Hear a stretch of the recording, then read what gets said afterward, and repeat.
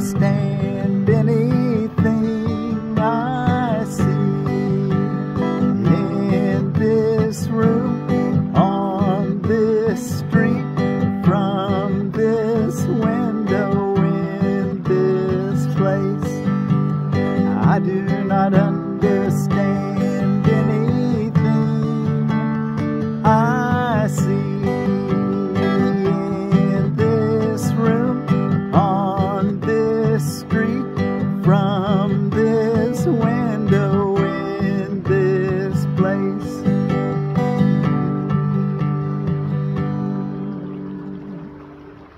Well, thank you all so much for joining me today and studying A Course in Miracles, Workbook for Students. We're reading from the Foundation for Inner Peace version of Course in Miracles. And we're ready for Lesson 3 in the workbook.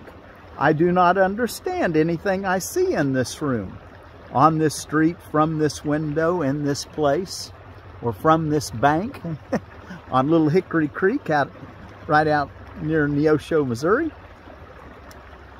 Apply this idea in the same way as the previous ones. Oh, I should introduce myself. I'm Willie from the Ozarks, forgiveness teacher from the Ozarks. And I'm glad you came to join me. Let's see what we can learn today.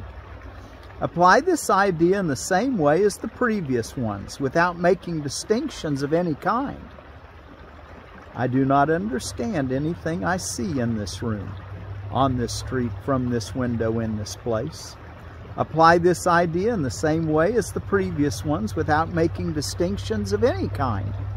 Whatever you see becomes a proper subject for applying the idea. Be sure that you do not question the suitability of anything for application of the idea. These are not exercises in judgment. Anything is suitable if you see it. Some of the things you see may have emotionally charged meaning for you. Try to lay such feelings aside and merely use these things exactly as you would anything else. The point of the exercises is to help you clear your mind of all past associations, to see things exactly as they appear to you now, and to realize how little you really understand about them. It is therefore essential that you keep a perfectly open mind, unhampered by judgment, in selecting the things to which the idea for the day is to be applied. For this purpose, one thing is like another, equally suitable and therefore equally useful. Okay, and you know, I was going back and listening to what I said last year, and I said do that exercise 3 or 4, maybe 5 times. No. He says to do the first 3 exercises twice a day. So let's just do it twice, once in the morning, once in the evening is preferable. So, and just look around and say to yourself, whatever you see, I do not understand what that stump, how would you say that? I do not understand anything I see in this place. I do not understand that stump. I do not understand that snag out in the creek. I do not understand that rock. I do not understand. Whatever you see, whatever your eye lights on, tell yourself, I do not understand. And don't select things based on how, you know, emotionally charged. Just look at whatever your eye sees, say that about it, and say, I do not understand that blank. Okay, and do that twice today. All right, let's go look in our text reading. And we're ready for, we're going to start our text. Well, yesterday was just full of so much good information. What it is, or what it says. Let's read the introduction again today, though. This is A Course in Miracles. It is a required course. Only the time you take it is voluntary. Free will does not mean that you can establish the curriculum. It means only that you can elect what you want to take at a given time. The course does not aim at teaching the meaning of love, for that is beyond what can be taught. It does aim, however, at removing the blocks to the awareness of love's presence, which is your natural inheritance. The opposite of love is fear, but what is all-encompassing can have no opposite. This course can therefore be summed up very simply in this way. Nothing real can be threatened. Nothing unreal exists. Herein lies the peace of God. And if you're a person who likes to give yourself to memorizing, I would encourage you to memorize the introduction. And particularly the last 3 sentences. Nothing real can be threatened. Nothing unreal exists. Herein lies the peace of God. Okay, and let's go look at chapter 1, the meaning of miracles. And while you're turning there, from Holidays and Observances and Drexel University, what's going on around the world today? Well, it's Asara Bet Tevet, Judaism holiday, and it's basically the 10th day of the month of Tevet, which is a day of fasting during the daylight hours. You can read about it in Zechariah chapter 8. That's where it came from. Festival of Sleep Day. And you've been up quite a bit on New Year's. Time to sleep. Fruitcake Toss Day. I toss mine right into my mouth. But I guess some people don't care for them as much, and they have a big party out of them. Humiliation Day. That's, that your ego, it's good to have your ego humble. So if you're looking through the eyes of the ego, nice day to be humble. Humiliation Day. J.R.R. Tolkien Day. He was born 1892 and died 1973. He's an author and writer, or an author. He's one who wrote The Lord of the Rings. Memento Mori. Remember You Die Day. That's Latin, Memento Mori. And it's just to remind us all that we leave this world, but you know what? We're never really here anyway. We're learning in A Course in Miracles, and our reality is deathless, and it's also arrogantless. And that's who we always are. National Chocolate Covered Cherry Day. And let me tell you something about cherries. I found out on BBC, where did I find that? bbcgoodfood.com. Health benefits of cherry. They're low glycemic index. And of course, this is without the chocolate. Of course, chocolate has some value too. It's an antioxidant, but it has lots of sugar. Most people put lots of sugar in it, make it sweet. And it has lots of fats, so be aware of that. But health benefits of cherries: heart health, may lower blood pressure, may lower cholesterol, may help manage blood sugar, may help with inflammatory conditions, may enhance recovery after exercise, may help you sleep, may help prevent gout, and may help prevent cancer. So cherries have a lot of good things for them. The prunus, and I forgot to look up well, there may be several species, but they're a prunus genera. And let's see, what else do we have going on today? National Drinking Straw Day, and it was invented, the common day drinking straw was Marvin Stone invented it. He just rolled up a piece of paper around a pencil and pulled the pencil out and glued it together and made the first paper straw. Before that, the Sumerians used them, and it was mainly just ryegrass straw, but it would tend to dissolve in the liquid you're drinking. National Right to Congress Day, so nice to tell your Congress what you want done. And Women Rock Day, celebrate women rock musicians. And let's talk about another pawpaw, since we're going through edible landscape. We're just going to go through all the edible landscaping plants. We did it last year. I want to do it again this year. We need to hear them more than once a lot of times.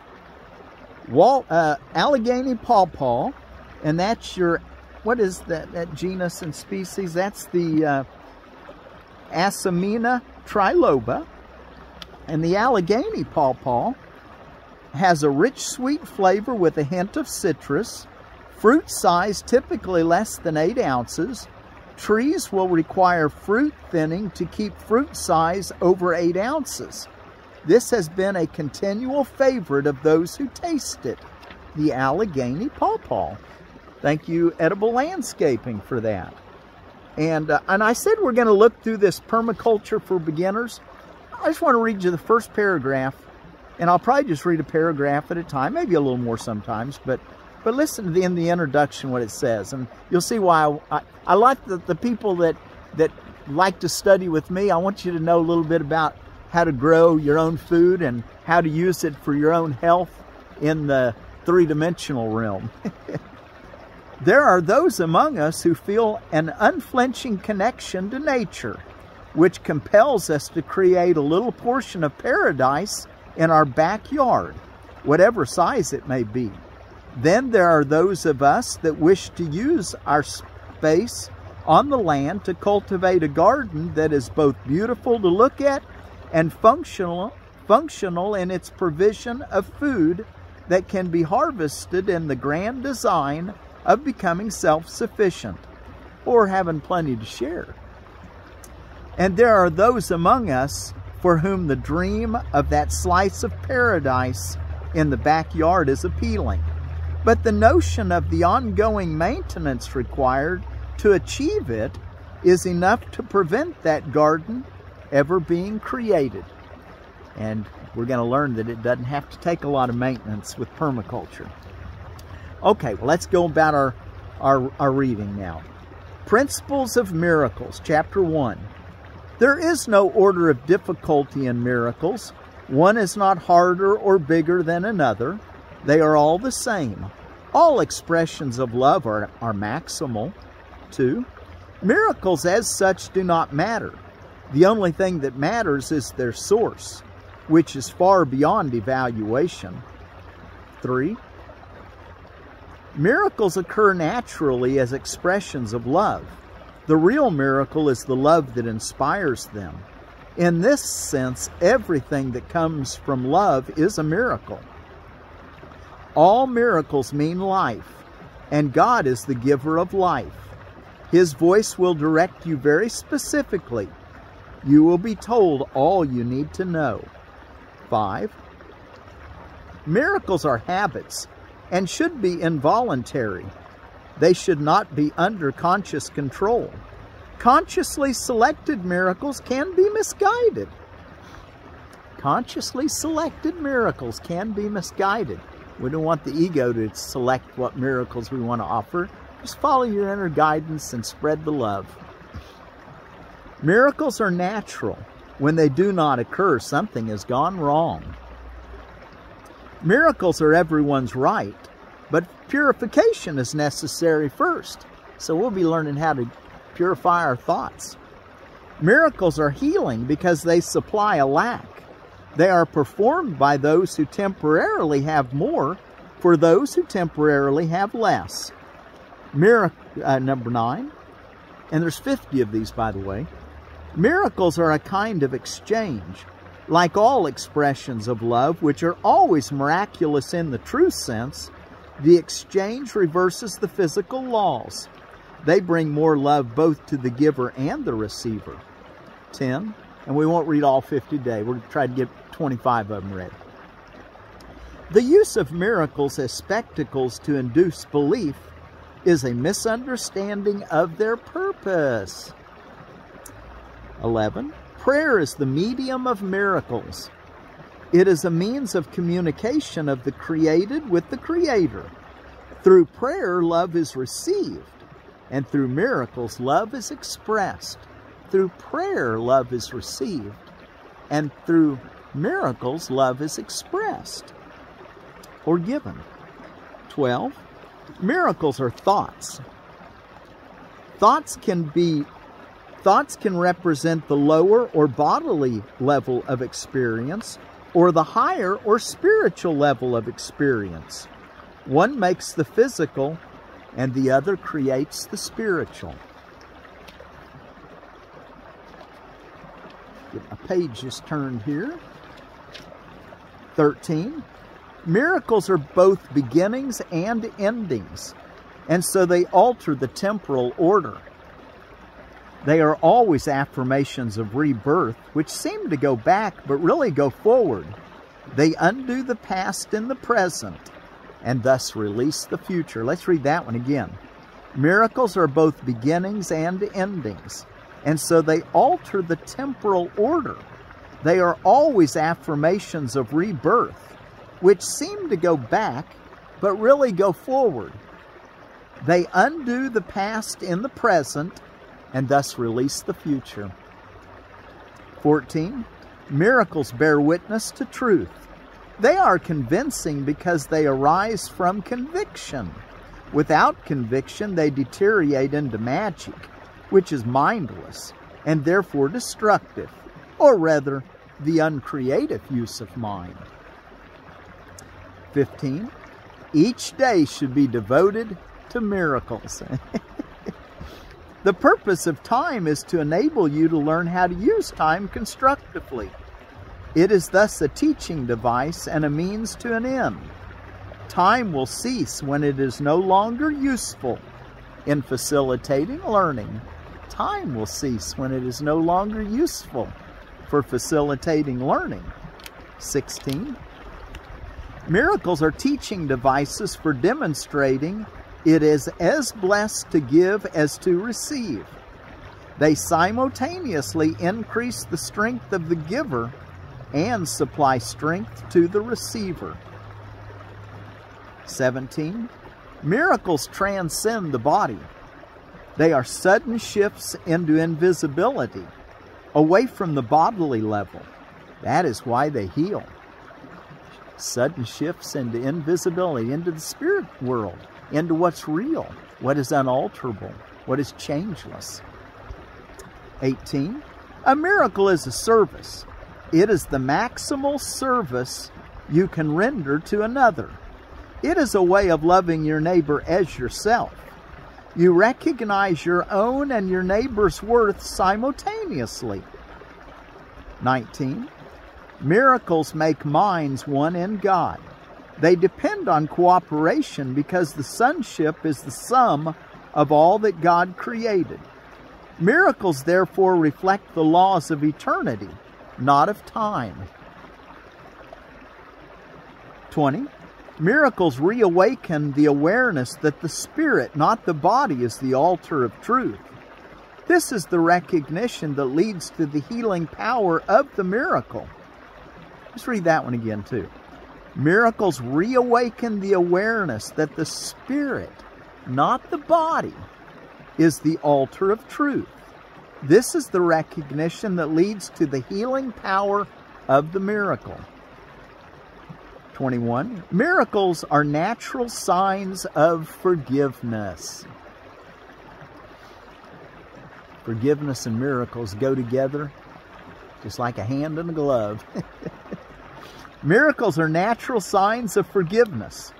Through miracles, you accept God's forgiveness by extending it to others. 22. Miracles are associated with fear only because of the belief that darkness can hide. You believe that what your physical eyes cannot see does not exist. This leads to denial of spiritual sight. 23. Miracles rearrange perception and place all levels in true perspective. This is healing because sickness comes from confusing the levels. 24.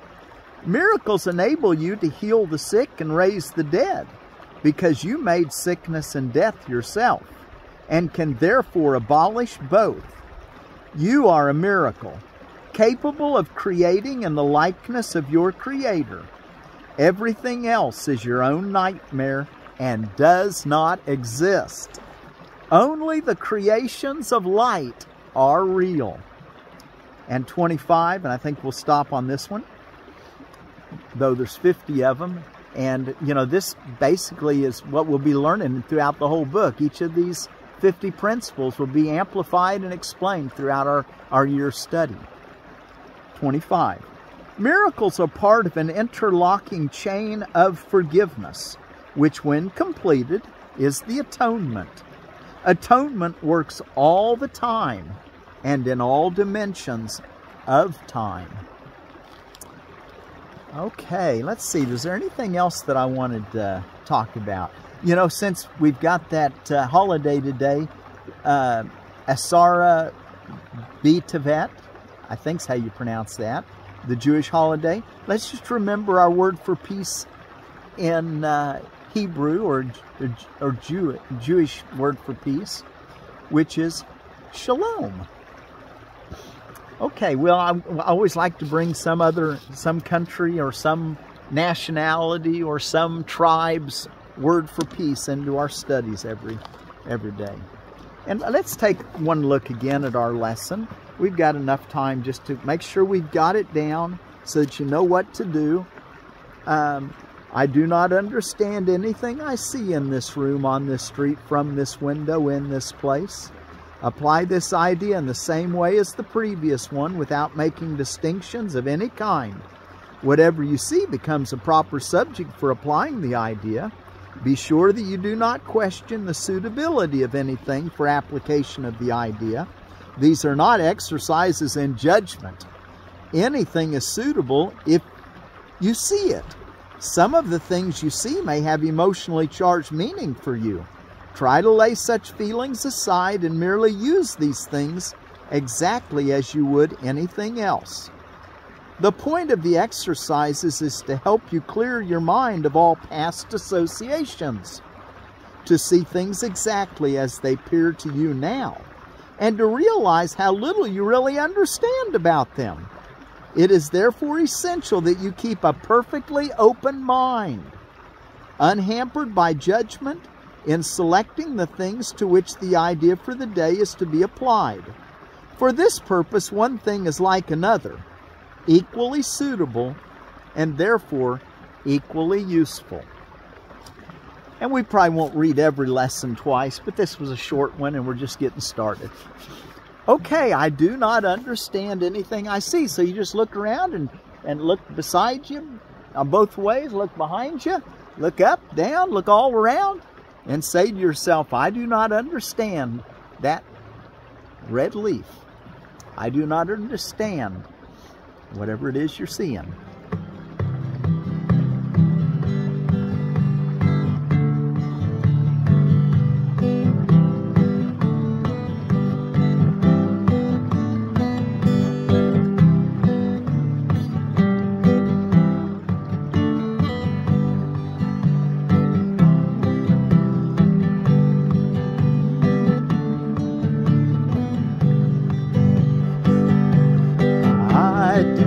Understand anything I see in this room, on this street, from this window, in this place.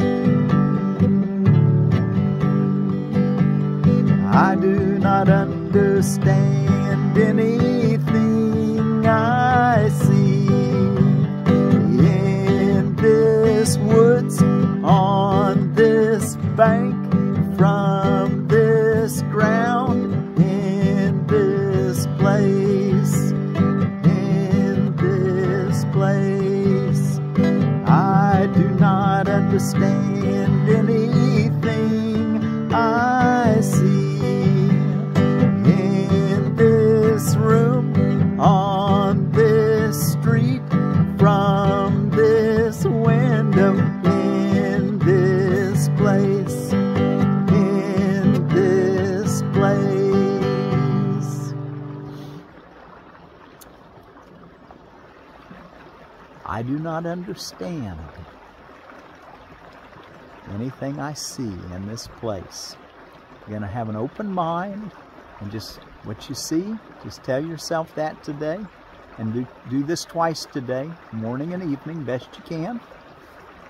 And then if you want to, spend a little time just sitting in the quiet and the silence. This is not what Jesus tells you, but I'm just encouraging you to learn to sit still and be quiet. And we'll get into that more as we practice. I do not understand anything I see in this place. Shalom.